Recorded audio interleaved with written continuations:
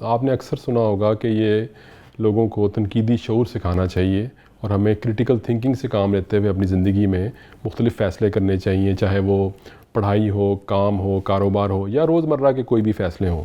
تو آج ہم یہ ڈسکس کریں گے کہ یہ کریٹیکل تھنکنگ جو ہے یہ ہوتی کیا ہے۔ اس کا اردو میں ہم جو ترجمہ کریں گے وہ تنقیدی شعور ہے۔ تو یہ تنقیدی شعور کیا ہے، یہ کیوں ضروری ہے، کیا یہ سیکھا جا سکتا ہے، اور اگر یہ سیکھا جا سکتا ہے سوچنے کا یہ طریقہ، تو پھر اس میں کون سی چیزیں ہیں جن کو اگر ہم خیال رکھیں گے تو ہمیں تنقیدی شعور سے استفادہ کر سکیں گے۔ تو میں کوشش کروں گا کہ تھوڑے سے اس وقت میں آپ کے ساتھ یہ چیزیں جو ہیں وہ ڈسکس کر لوں۔ تو سب سے پہلے یہ دیکھیں گے کہ تنقیدی شعور ہوتا کیا ہے۔ ہم سب بھی شعور رکھتے ہیں، سوچتے ہیں، ہم کوئی بھی کام کریں، زندگی کا کوئی بھی فیصلہ کریں، چھوٹا یا بڑا، تو لامحالہ ہم کچھ نہ کچھ سوچ کر ہی وہ فیصلہ کرتے ہیں۔ لیکن جو ہم سوچ رہے ہوتے ہیں ضروری نہیں کہ وہ ہم کریٹیکلی سوچیں، یعنی تنقیدی نقطہ نظر سے سوچیں۔ ہم اس میں شعوری طور پر یہ کوشش کریں کہ ہم اس فیصلے سے متعلقہ تمام جو اسباب ہیں ان کو ہم مد نظر رکھ کے کوئی فیصلہ کریں۔ مثال کے طور پہ میں اگر آپ کے سامنے ایک ایسے شخص کی تصویر رکھوں جو ایک ایسی رسی کو کاٹ رہا ہے جس کے ساتھ ایک وزن بھی بندھا ہوا ہے، اور وہ وزن رسی کٹنے کی صورت میں اس کے سر پر آ گرے گا، تو وہ سوچ سمجھ کے تو رسی کاٹ رہا ہے، لیکن اس کو تنقیدی شعور بہرحال ہم نہیں کہیں گے۔ وہ جیسے آپ نے محاورہ سنا ہے نا کہ اسی شاخ کو کاٹنا جس پر بیٹھے ہوں، تو یہ سوچتے تو ہیں لوگ لیکن یہ تنقیدی شعور نہیں ہوتا۔ اسی طرح ہم اکثر ایک دوسرے سے جب بحث کرتے ہیں، گفتگو کرتے ہیں، تو ہم کوئی دلائل دیتے ہیں، تو کیا وہ دلائل جو ہیں وہ درست ہوتے ہیں یا وہ کسی نہ کسی فیلسی کا مطلب ہم کہیں کسی نہ کسی مغالطے کا نتیجہ ہوتے ہیں۔ ٹھیک ہے، ہم نے یہ باتیں بھی ذہن میں رکھنی ہیں کہ جب ہم کسی سے گفتگو کریں تو ہم کس قسم کے دلائل دیں، دلائل بنائے کیسے جاتے ہیں، اور ان کے ساتھ ہم اپنی گفتگو میں وزن کیسے پیدا کر سکتے ہیں۔ ٹھیک ہے، لاجک یا منطق جس کو آپ کہہ سکتے ہیں۔ تو سب سے پہلے تو ہم یہ دیکھیں گے تنقیدی شعور کیا ہے۔ جب بھی آپ کسی مسئلے کو اس کا تجزیہ کر کے، یعنی ایویلیویٹ جس کو ہم انگریزی میں کہتے ہیں، ایویلیویٹ کر کے، اس کا تجزیہ کر کے، اس کے تمام جو محرکات ہیں، پروز اینڈ کونز ہیں، ان کو اگر ہم سامنے رکھ کے کسی نتیجے پر پہنچیں تو اس کا مطلب ہے کہ ہم کچھ نہ کچھ تنقیدی شعور سے کام لے رہے ہیں۔ آگے چل کے میں آپ کو کچھ اس کی مثالیں بھی دوں گا۔ فی الحال ہمیں 5-6 ایسے چیزوں کو ذہن میں رکھنا ہے جو تنقیدی شعور کے لیے ضروری ہیں۔ سب سے جو پہلی چیز ہے اس میں وہ ہے کلیئرٹی، یعنی کسی چیز کا بالکل شیشے کی طرح صاف ہونا، کسی بھی بیان کا بالکل صاف اور بالکل یعنی اس کی تفہیم ایسے ہو کہ اس میں کوئی ابہام نہ رہے، بالکل وہ ایک کلیئر سٹیٹمنٹ ہو۔ جب بھی آپ کو گفتگو شروع کریں اور کوئی شخص جو ہے وہ کوئی آپ سے بات کرے تو آپ کا سب سے پہلے تنقیدی شعور کا تقاضا یہ ہونا چاہیے کہ آپ اس سے یہ پوچھیں کہ کیا یہ بیان تمہارا، یہ جو سٹیٹمنٹ ہے، یہ جو تمہاری گفتگو ہے، یہ مبہم ہے یا یہ کلیئر ہے، شفاف ہے۔ تو اور اگر آپ کو لگے کہ یہ مبہم ہے تو سب سے پہلے آپ ان سے یہ کہیں کہ اپنی جو یہ بیان ہے اس کو آپ کلیئرٹی سے واضح کریں، بالکل واضح کر دیں، شیشے کی طرح صاف کر دیں کہ آپ کہنا کیا چاہتے ہیں، تاکہ وہ چیز سامنے آ جائے۔ تو یہ تو ہوگی پہلی اس کی جو ریکوائرمنٹ ہے۔ دوسری ریکوائرمنٹ یہ ہے، دوسری جو اس کی ہم کہیں گے وہ یہ ہے کہ کوئی بھی بیان جو ہے وہ درست کتنا ہے، ایکوریسی اس میں کتنی ہے۔ ٹھیک ہے، پہلی جیسے میں نے کہا کلیئرٹی کتنی ہے، وہ کتنا صاف ہے، غیر مبہم ہے۔ دوسری کہ وہ کتنا ایکوریٹ اور درست ہے۔ اس کی میں آپ کو مثال یہ دوں، مثال کے طور پہ اگر کوئی شخص یہ کہے کہ یہ جو کرسی ہے اس کا وزن 300 کلو گرام ہے، ٹھیک ہے، تو یہ بیان ہے تو صاف، کلیئر، لیکن یہ درست نہیں ہے۔ ٹھیک ہے، یعنی پہلی ریکوائرمنٹ پوری کر رہا ہے لیکن دوسری ریکوائرمنٹ پوری نہیں کر رہا۔ ٹھیک، تیسری جو اس میں بات ہے اس کے لیے انگریزی کا لفظ استعمال ہوتا ہے پریسیشن۔ پریسیشن کو ہم کیا کہیں گے اردو میں کہ یعنی کس قدر یہ یعنی پرسائز طریقے سے آپ کوئی چیز بیان کر سکتے ہیں، کتنے اس کو آپ یعنی اس کا کوئی اس وقت متبادل میرے ذہن میں نہیں آ رہا، یا آپ کو میں مثال سمجھا دیتا ہوں۔ یعنی کہ جیسے ہم نے کرسی کی مثال لی کہ یہ کرسی کا وزن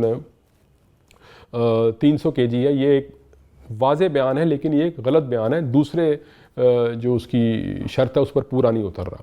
اب اگر ہم یہ کہیں کہ یہ کرسی کافی وزنی ہے تو یہ بیان کلیئر بھی ہے، واضح بھی ہے، یہ بیان درست بھی ہے، لیکن یہ بیان پریسائز نہیں ہے، ٹھیک ہے. تو یہ آپ نے دیکھنا ہے کہ یہ کرسی وزنی ہے بھی کتنی وزنی ہے. تو اس کے لیے آپ کو اس کا بالکل ایک پریسائز ویٹ پتہ ہونا چاہیے. تو پھر آپ اس تیسری جو ریکوائرمنٹ ہے تنقیدی شعور کی پھر وہ آپ پوری کر لیں گے. اسی طرح ایک آپ یہ دیکھیں اس میں ایک ہم جو چیز سیکھ سکتے ہیں اس تنقیدی شعور کے حوالے سے وہ یہ ہے کہ کسی بھی جو ایشو ہے کسی بھی مسئلے پر جب آپ گفتگو کر رہے ہیں تو اس کے تمام جو آپ جو پہلو ہیں ان کو آپ سامنے رکھیں. کسی ایک پہلو کو لے کر آپ گفتگو نہ کریں. مثال کے طور پہ میں آپ سے عرض کروں اگر کہ آپ اگر پنجابی ہیں تو آپ صرف اپنے پنجابی نقطہ نظر سے کوئی بھی اگر مسئلہ ڈسکس کر رہے ہیں قومی نوعیت کا تو وہ ڈسکس نہ کریں. اس کے جو دوسرے جو محرکات ہیں ان کو بھی ذہن میں رکھیں کہ ایک بلوچی کیسے سوچتا ہے, ایک سندھی کیسے سوچتا ہے, یا پشتون بھائی ہمارے کیسے سوچتے ہیں, یا پنجاب میں بھی بہت سارے جو علاقے ہیں اگر آپ کا تعلق وسطی پنجاب سے ہے تو باقی جو پنجاب کے حصے ہیں جنوبی پنجاب ہو گیا وہ کیسے سوچتے ہیں یا ان کی محرومیاں کیا ہیں یا ان کا نقطہ نظر کیا ہے. تو آپ نے کسی بھی اگر مسئلے پر کوئی گفتگو کرنی ہے تو صرف اس میں یک رخی پہلو نہ رکھیں, تمام پہلوؤں کا آپ کو احاطہ کرنا چاہیے. اسی طرح بعض اوقات کچھ مسائل ایسے ہوتے ہیں, کچھ چیزیں ایسی ہوتی ہیں جس میں آپ کے سامنے تمام محرکات نہیں ہوتے. جس طرح میں نے آپ کو ایک مثال دی, ایک ایسے بچے کی مثال لیں جو کہ کلاس میں بیٹھا ہے اور سر جھکا کر اور وہ بالکل لیکچر کی طرف دھیان نہیں دے رہا. تو دیکھنے والا یہ سمجھے گا کہ یہ چونکہ پڑھائی میں دھیان نہیں دے رہا لہذا یہ امتحان میں فیل ہو جائے گا. یہ بظاہر یہ ایک بات درست بھی لگتی ہے, لیکن آپ نے اس بچے کا نقطہ نظر جاننے کی کوشش نہیں کی کہ وہ اس وقت کیوں دھیان نہیں دے رہا تھا پڑھائی میں, کیونکہ اس کے سر میں درد تھی یا اس کو بخار تھا یا اس کی طبیعت ٹھیک نہیں تھی لہذا اس وقت وہ دھیان دینا چاہتا بھی تو نہ دے سکتا. سو اس طرح سے ہم نے بہت سارے پہلوؤں کو اپنے ذہن میں رکھنا ہوتا ہے. یہ ضروری نہیں ہوتا یا یہ ممکن بھی نہیں ہے, میں یہ بات مانتا ہوں کہ آپ کسی بھی مسئلے کو یا کسی بھی ایشو کے تمام پہلوؤں کا احاطہ آپ نہیں شاید کر سکتے, لیکن آپ نے کما حقوق کوشش کرنی ہے کہ جتنے بھی اس کے پہلو ہوں ان سب پر آپ جو ہے وہ اس کے متعلق گفتگو کرنے سے پہلے اس کے متعلق کچھ معلومات اکٹھی کر لیں.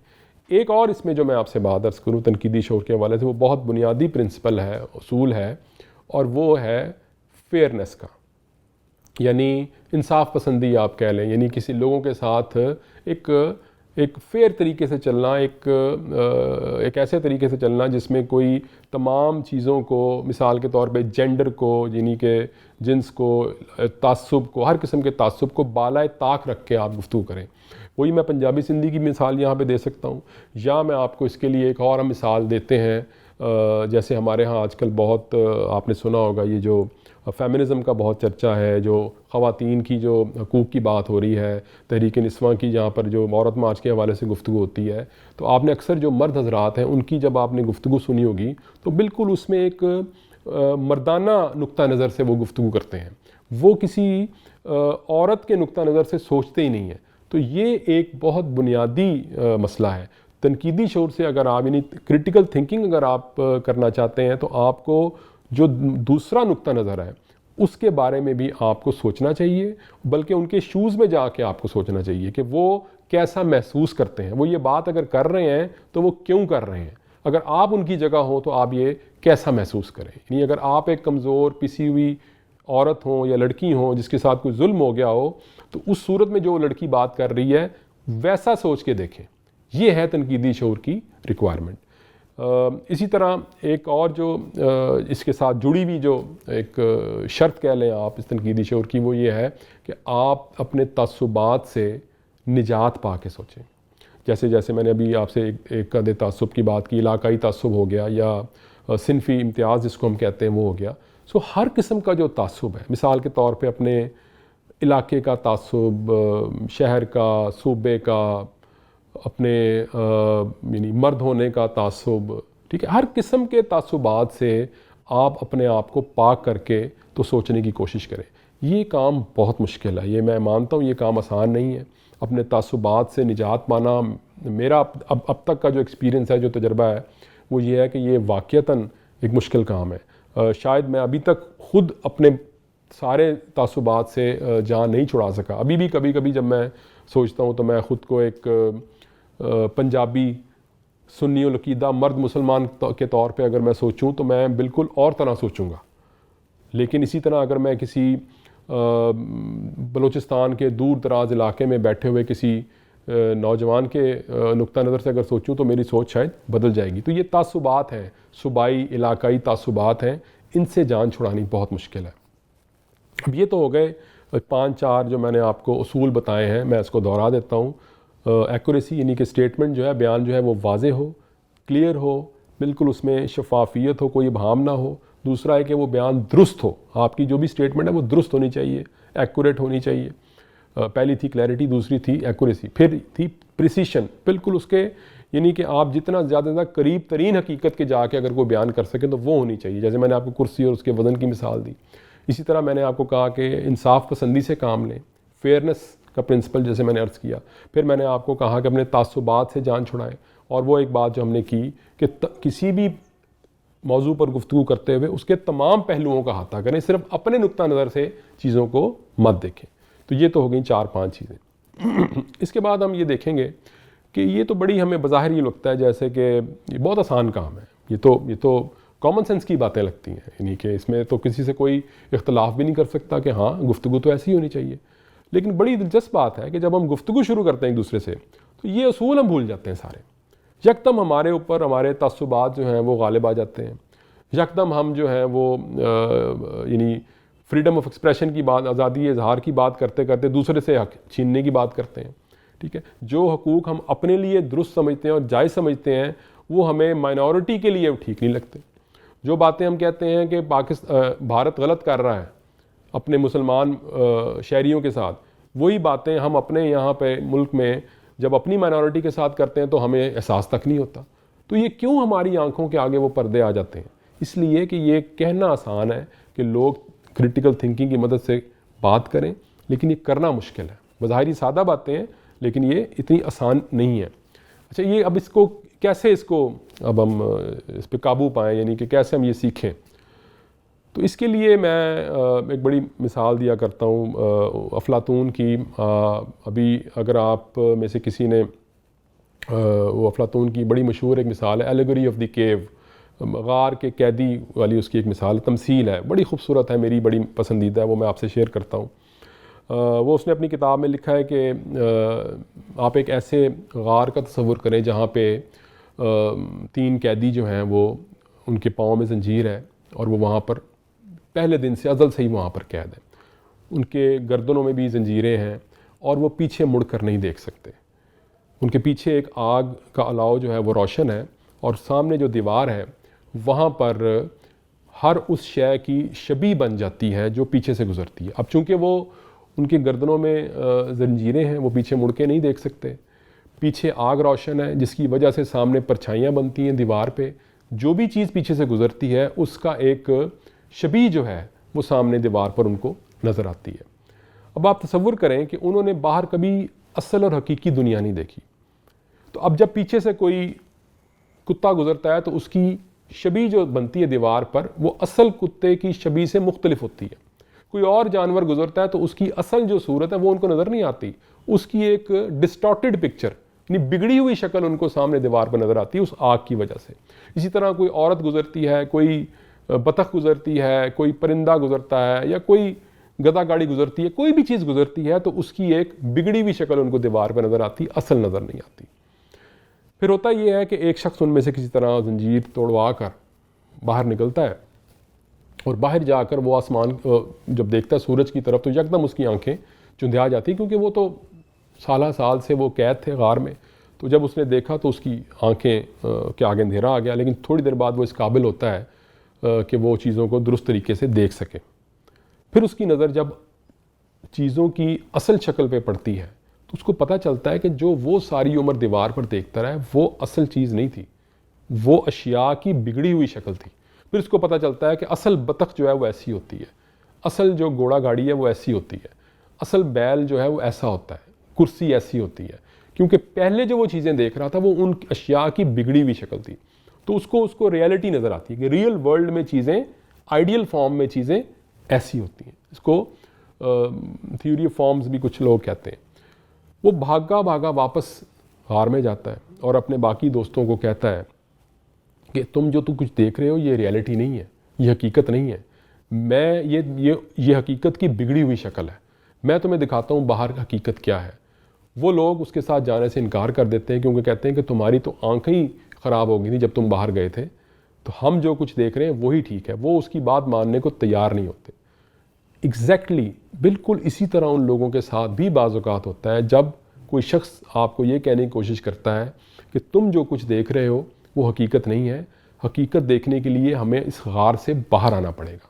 وہ کنویں کے مینڈک والی مثال نہیں ہم کہتے کہ اس سے باہر آ کر دیکھیں باہر جو دنیا آباد ہے اس دنیا کی حقیقت کیا ہے۔ تو یہ حقیقت جاننا بڑا ضروری ہے۔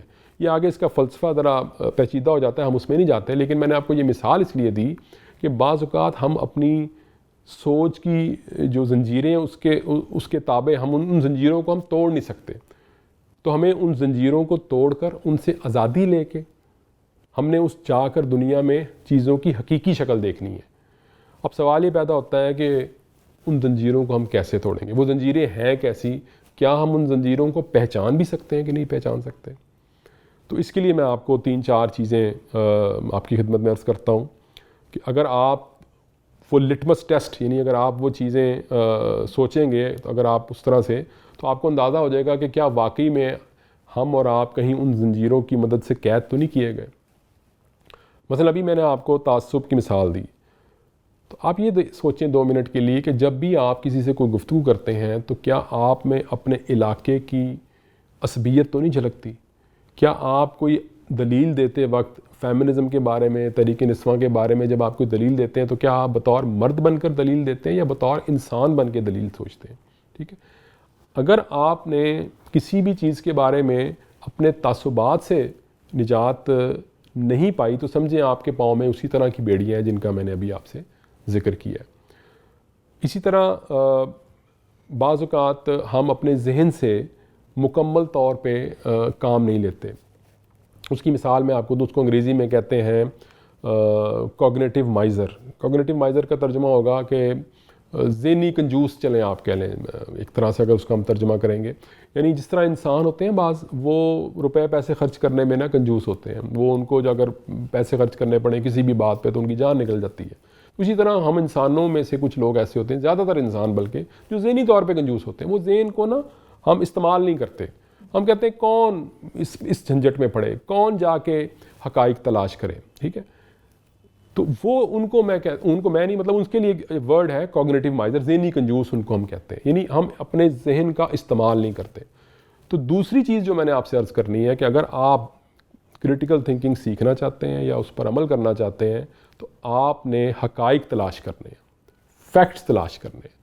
پہلا میں نے بتایا آپ نے تعصب سے بالاتر ہونا ہے، دوسرا میں نے آپ کو بتایا آپ نے فیکٹس تلاش کرنے ہیں۔ مثال کے طور پہ کوئی بھی آپ کے سامنے مسئلہ ہے، جتنا بھی وہ سادہ کیوں نہ ہو، آپ جب اس میں حقائق تلاش کرنے جائیں گے تو میں آپ کو یقین دلاتا ہوں کہ حقائق اس چیز سے مختلف ہوں گے جو آپ سنتے آ رہے ہیں۔ تو یہ آپ ایک لٹمس ٹیسٹ ہے، اس کو چیک کر کے دیکھ لیں۔ اگر جب آپ حقائق تلاش کرنے شروع کریں گے تو اپنا جو اوپینین ہے، اپنی جو رائے ہے، وہ حقائق کے اوپر قائم کریں، سنی سنائی باتوں کے اوپر قائم نہ کریں۔ تیسری بات یہ ہے کہ جب ہم یہ 2 چیزیں کر لیتے ہیں تو اس کے باوجود ہم اپنی رائے کیوں نہیں تبدیل کرتے؟ ہم اپنی رائے اس لیے تبدیل نہیں کرتے کیونکہ ہمیں خوف ہوتا ہے، ہم پر معاشرے کا ایک خوف ہوتا ہے کہ جب سارا معاشرہ ایک ہی طرح سوچ رہا ہے تو ہم کیسے غلط سوچ سکتے ہیں؟ ہم پر کون سی ایسی، یعنی ہم نے یہ کیسی علیحدہ بات سوچ لی، یہ کیا حقائق لوگوں کو سامنے نہیں آئے؟ تو آپ اس کو بھی اگر آپ چیک کریں گے تو آپ کو اندازہ ہوگا کہ نہیں، بہت سارے لوگوں کو حقائق کا پتہ ہی نہیں ہوتا اور انہوں نے اپنا اوپینین فارم کیا، انہوں نے اپنی رائے قائم کی ہوتی ہے۔ اسی طرح آپ کہتے ہیں کہ کون اس جھنجٹ میں پڑے، اگر حقائق سامنے آ بھی گئے ہیں، مجھے رائے کا پتہ بھی چل گیا ہے، میں حقیقت تک پہنچ بھی گیا ہوں، تو کیا ضرورت ہے مجھے اس کا اظہار کرنے کی؟ کیا ضرورت ہے مجھے اس معاشرے میں ایک علیحدہ سے کوئی بات کرنے کی کہ بھئی یہاں پہ تو یہ حقیقت تو یہ ہے؟ اس لیے پھر ہم اپنی رائے کا اظہار بھی نہیں کرتے۔ پھر ایک پیئر پریشر بھی ہوتا ہے لوگوں کا، آپ کے دائیں بائیں جو آپ کے ساتھ اسٹوڈنٹس ہیں، طلباء ہیں، کلاس روم میں ہیں، تو وہ سب اگر ایک ہی طرح سوچ رہے ہیں تو آپ کہتے ہیں کہ مجھے کیا ضرورت پڑی، یہ سب میرا مذاق اڑائیں گے۔ اگر میں نے کوئی ایسی انوکھی بات کی جو ان کی رائے سے مطابقت نہیں رکھتی تو لوگ شاید میرا مذاق اڑائیں. تو اس لیے بھی لوگ کرٹیکل تھنکنگ کو ایوائڈ کرتے ہیں لاشعوری طور پہ. ایک مثال میں آپ کو یہاں پہ اور دوں گا کہ ہم حقیقت اور سے نظریں جو ہیں وہ کیسے چراتے ہیں یا حقیقت ہماری نظروں کے سامنے آتی کیسے نہیں ہے. میں اس کی آپ کو ایک مثال دوں. آپ سبھی انٹرنیٹ استعمال کرتے ہوں گے یقیناً. گوگل پہ دیکھ لیجئے گا, ایک ایلوژن ہے, ایلوژن کو کہیں گے فریب نظر. اس کا نام ہے Muller Lyer illusion, MULLER, Muller Lyer LAYER illusion. وہ دو متوازی لکیریں ہیں, ٹھیک ہے, اور ان متوازی لکیروں کے سروں پر تیر کی طرح کے نشان ہے. تو ایک لکیر کے اوپر تیر کی طرح کا نشان باہر کی طرف ہے, اور جو دوسری لکیر ہے اس کے سروں پر تیر کا نشان اندر کی طرف ہے, اور وہ دونوں اوپر نیچے یوں آپ کو سیدھی نظر آئیں گی. تو ایک کے سروں پر تیر کا نشان باہر کی طرف اور دوسرے کے سروں پر تیر کا نشان اندر کی طرف ہے. جب آپ ان کو دیکھیں گے تو میں نے بھی جب پہلی دفعہ دیکھا اور مجھ سے سوال کیا گیا کہ ان دونوں لکیروں میں سے خط جس کو ہم اردو میں کہتے ہیں زیادہ طویل کون سی ہے, تو میں نے کہا کہ جس کے سروں پر تیر کا نشان باہر کی طرف ہے وہ زیادہ لمبی ہے. تو اس کے بعد جب میں نے فٹا رکھ کے اس کو ناپا تو وہ دونوں خط جو تھے وہ برابر تھے. وہ ایک صرف ایلوژن تھا. ایلوژن پیدا ہوا وہ تیروں کے نشان کی وجہ سے. اس کو ہم کہتے ہیں فریب نظر. حقائق جاننے کی میں نے آپ سے بات کی تھی نا, یعنی آپ اپنی آنکھوں سے ایک چیز دیکھ رہے ہیں, ایون دین آپ کے سامنے حقیقت نہیں آئی. کیوں؟ کیونکہ آپ نے وہ جو میں نے تیسرا ایک اصول آپ سے بیان کیا تھا پریسیشن کا, آپ نے فٹا پکڑ کے ناپنے کی زحمت نہیں کی جس طرح میں نے بھی نہیں کی, اور آپ نے صرف دیکھ کر یہ اندازہ لگانے کی کوشش کی کہ یہ جو اوپر والی لکیر ہے یہ مجھے زیادہ بڑی لگ رہی ہے. آپ اگر حقائق کو ہم جاننا چاہتے تھے تو پھر ہمیں فٹا پکڑ کے ناپتے تو پتہ لگے گا کہ وہ چیز جو ہے وہ برابر ہے دونوں لکیریں. اس کا کیا طریقہ ہے یہ جاننے کا؟ اس کا طریقہ یہ ہے کہ آپ جو بھی چیزیں آپ کو بادِ نظر میں ٹھیک لگیں, جو سالہ سال سے آپ جن کو درست مانتے آ رہے ہوں, تو ان کی تھوڑی بہت تحقیق کر کے دیکھیں. یہ ایک بنیادی اصول ہے تنقیدی شعور کے ساتھ زندگی گزارنے کا. جب آپ یہ اصول جان لیں گے کہ آپ نے ہر چیز کی تحقیق کرنی ہے, فیکٹس تلاش کرنے ہیں, اپنے تعصبات سے جان چھڑانی ہے, فیئرنس سے چلنا ہے, انصاف پسندی سے, اور کسی بھی ایشو کو تمام پہلوؤں کا احاطہ کر کے اس کے بارے میں گفتگو کرنی ہے, تو پھر آپ سمجھیں کہ آپ ایک کرٹیکل تھنکر ہیں. اس کا فائدہ آخر میں آپ کو بتاؤں, مطلب ہو سکتا ہے لوگ یہ کہیں کہ جی یہ ساری باتیں تو ٹھیک ہیں, لیکن اس کا کیا فائدہ؟ ہم نے کون سے زندگی میں کوئی فلسفے کی کتابیں پڑھنی ہیں, یا ہم نے کون سی کوئی ایجادیں کرنی ہے, یا ہم نے کون سا. تو میں آپ کو یہ بتاؤں, اس کا فائدہ نہ صرف آپ کو اپنی عملی زندگی میں ہوگا, آپ کی پڑھائی میں بھی ہوگا, اور کوئی بھی کام آپ دنیا میں کریں, کوئی بھی کام, تو جب آپ اس کے تمام پروز اینڈ کونز کو, حقائق کو اکٹھا کر کے ایک ریشنل طریقے سے عقلی بنیادوں پر پرکھ کر کوئی بھی ڈیسیژن لیں گے, تو وہ اس فیصلے کے جو نتائج ہیں وہ اس کے مقابلے میں کہیں بہتر ہوں گے جو فیصلہ آپ بغیر سوچے سمجھے کریں گے. یہ بات ذہن میں رکھیں کہ یہ جو زندگی ہے یہ ہمارے جو مختلف فیصلے ہم کرتے ہیں زندگی میں, یہ اس کا نتیجہ ہوتے ہیں. یہ ایسا نہیں ہوتا کہ ہم 5 سال 10 سال بعد بیٹھ کر سمپلی یہ کہیں کہ جی میں تو بڑا بدقسمت تھا. قسمت کا بھی ایک رول ہوتا ہے, یقیناً ہوتا ہے, اس پر پھر کبھی بات کر لیں گے. لیکن اصل جو چیز ہے وہ یہ ہے کہ زندگی آپ کے مختلف فیصلوں کا نتیجہ ہوتی ہے. تو اگر آپ بلا سوچے سمجھے فیصلے کریں گے, بغیر کو مائنڈ اپلائی کیے, بغیر دماغ اپلائی کیے, کسی کوگنیٹو مائزر کی طرح, تو ان فیصلوں کے نتائج بھی اسی طرح کے نکلیں گے اور ان کی قیمت بھی ویسی چکانی پڑے گی. لیکن اگر آپ درست فیصلے کریں گے, سوچ سمجھ کے, عقل کی بنیاد پر, تنقیدی شعور سے, تو وہ فیصلے ان سے بہت بہتر ہوں گے اور اس کا آپ کی زندگی پہ بہت مثبت اثر پڑے گا.